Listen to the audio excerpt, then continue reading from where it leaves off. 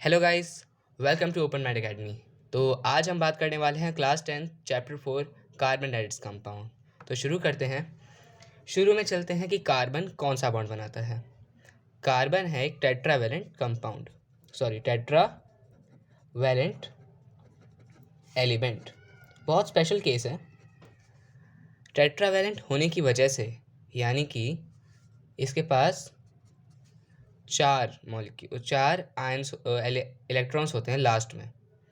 ये चार दे भी सकता है, यानी कि गेन करने की टेंडेंसी रखता है और लूज़ करने की भी टेंडेंसी रखता है। इसीलिए एक टेट्रावैलेंट एलिमेंट है। और इसका बॉन्डिंग नेचर होता है कोवैलेंट बॉन्ड, यानी कि म्यूचुअल शेयरिंग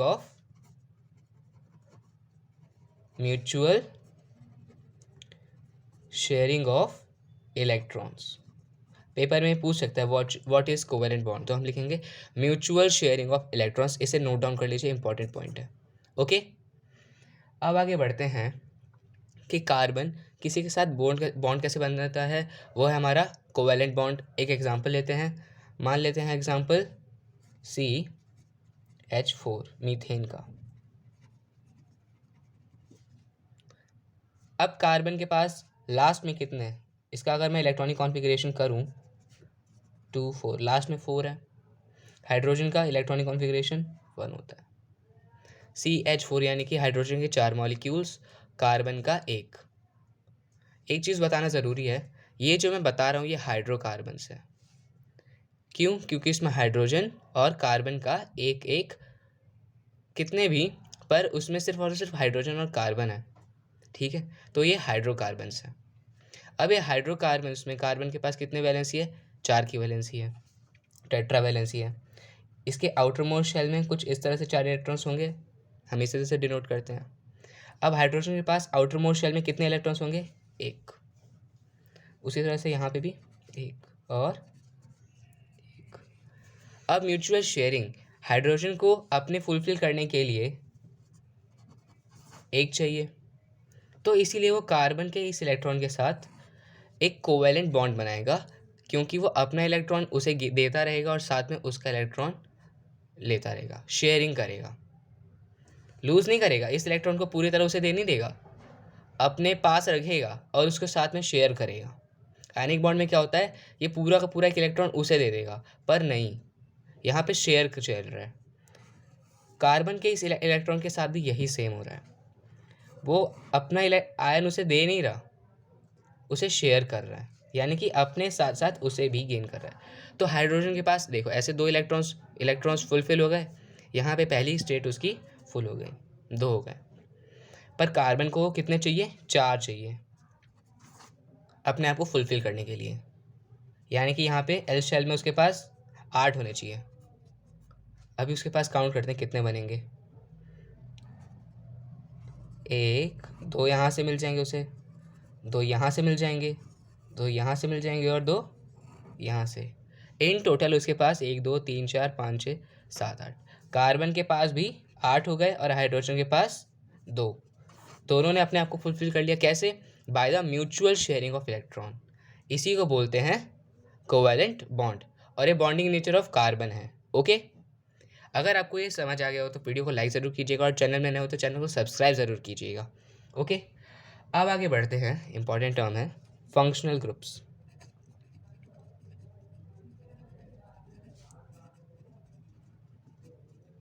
फंक्शनल ग्रुप्स, अभी तक मैंने बताया हाइड्रोकार्बन्स के बारे में। नाम से समझ आ रहा है सिर्फ और सिर्फ हाइड्रोजन और कार्बन बॉन्डिंग के कंपाउंड मिलेंगे। ठीक है, ये हमारा मीथेन है। ठीक है, इसके बारे में नेक्स्ट वीडियो में आपको क्लियर करूंगा, तो इसके लिए चैनल को सब्सक्राइब ज़रूर कर लीजिएगा। Okay, hydrogen carbon bonding compound. ठीक है, अभी तक हमने सिर्फ और सिर्फ इसके बारे में पढ़ा है। क्या हो अगर मैं एक हाइड्रोजन को रिप्लेस करते, जैसे कि यहाँ पे अगर इसका स्ट्रक्चर बनाऊं, तो इस हाइड्रोजन को रिप्लेस करके मैं कोई और एलिमेंट लगा दूं। मान लेते हैं हाइड्रोजन है, इसको जो मैंने रिप्लेस किया, यानी कि इसको हटा दिया किसी भी तरीके से, और एक दूसरा एलिमेंट कह देते हैं कि ब्रोमाइन, कोई एक हैलोजन लगा दिया तो एक नया बनेगा CH3Br, है ना। ये भी पॉसिबल है क्योंकि ये कोवेलेंट बॉन्ड बना सकता है, आप लोग ट्राई करोगे। अब ऐसे में जो हाइड्रोजन को रिप्लेस करके एक नया एलिमेंट या फिर एक नया कंपाउंड, यहाँ पे ब्रोमीन है, इसके अलावा मैं कुछ और भी लिख सकता हूँ। हाइड्रोजन हाइड्रोजन हो सकता है यहाँ पे OH आ जाए। ये हमारा क्या है, CH3OH, ये है। यहाँ पे कोई कंपाउंड आ सकता है, कोई एक एलिमेंट आ सकता है, कैसे हाइड्रोजन को रिप्लेस करके।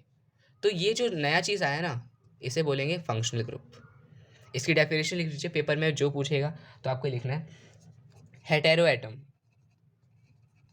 Hetero atom that makes bond with carbon atom are called functional group. Functional group, ये है हमारे फंक्शनल ग्रुप की डेफिनेशन। हेटेरो एटम से किसका मतलब क्या है, ये एक्स्ट्रा एलिमेंट्स या फिर एटम, ठीक है, क्लियर हुआ। तो अब आगे बढ़ते हैं homologous series. Homologous series paper में आने वाला है, बहुत इंपॉर्टेंट टर्म है, क्लियरली बताऊंगा।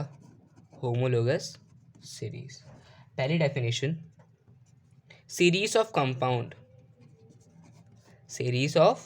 compound in which the same functional group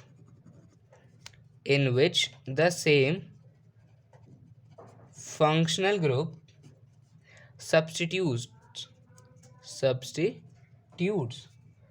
for hydrogen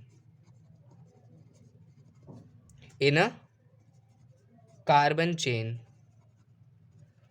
is homologous series.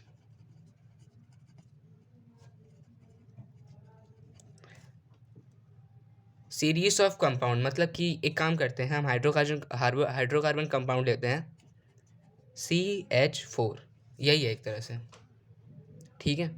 अब इसमें से मैंने एक हाइड्रोजन को हटा के OH लगा दिया तो क्या बन जाएगा, CH3OH, है ना। ये हमारा मीथेन था, ये मेथनॉल हो गया। ये क्या था, मीथेन, और ये मिथेनॉल, ओके। उसी तरह से एक और लेते हैं, इथेन लेते हैं, C2H6, इसको हटा के मैंने एक और OH लगा दिया, एक हाइड्रोजन को हटा के एक OH लगा दिया, हमारा बनेगा C2H5OH, ये बनेगा ना। ये हमारा था इथेन, ये बनेगा इथेनॉल। अब ये दोनों आप सीरीज ऑफ कंपाउंड है, ये दोनों कंपाउंड है ना। इस सीरीज में एक OH, ये दो OH सेम फंक्शनल ग्रुप के हैं, ये एक फंक्शनल ग्रुप है OH का, ये एक फंक्शनल ग्रुप है OH का, दोनों सेम फंक्शनल ग्रुप से हैं। अब इन्होंने एक एक हाइड्रोजन को रिप्लेस करके अपने आप को लगाया है एक कार्बन चेन में। तो ये जो सीरीज है ना, ये OH की, इसे बोलेंगे होमोलोगस सीरीज, ठीक है। ये इंपॉर्टेंट क्वेश्चन है, पेपर में ज़रूर आएगा, तो प्लीज़ इसे नोट डाउन कर लीजिएगा, ठीक है। आज के लिए इतना ही। वीडियो पसंद आए तो वीडियो को लाइक ज़रूर कीजिएगा, चैनल में नए हो तो चैनल को सब्सक्राइब कर लीजिएगा। आज के लिए इतना ही, थैंक यू।